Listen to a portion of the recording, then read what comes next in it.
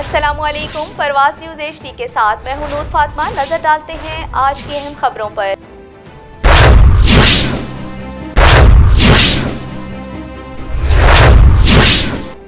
थाना A division police ने motorcycle चोरी की वारदातों में मतलूब 2 रुकनी गैंग गिरफ्तार कर लिया।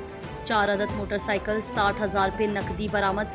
तफसीलात के मुताबिक सिटी एरिया में मोटरसाइकिल चोरी की वारदात करने वाला गैंग मुतहर्रिक था, जिसकी गिरफ्तारी के लिए DPO गुजरात सैयद गजनफर अली शाह ने DSP city circle Parvez Gondal की जेर निगरानी SHO थाना A division Anjum Shahzad, ASI Raja Shahroz और दीगर पुलिस मुलाजमान पर मुश्तमिल तश्कील दे रखी थी, जिन्होंने पेशा वराना मोटरसाइकिल चोरी गैंग की वारदातों में मुलव्विस गैंग गिरफ्तार कर लिया। गिरफ्तार होने वाले मुल्जिमान में अरसलान सिकना तारिकाबाद और इमरान सिकना इस्लाम नगर शामिल हैं। मुल्जिमान के कब्जे से 4 अदद मोटरसाइकिल और 60,000 नकदी बरामद हुई। रिपोर्ट शाहजेब अली शेबी, गुजरात।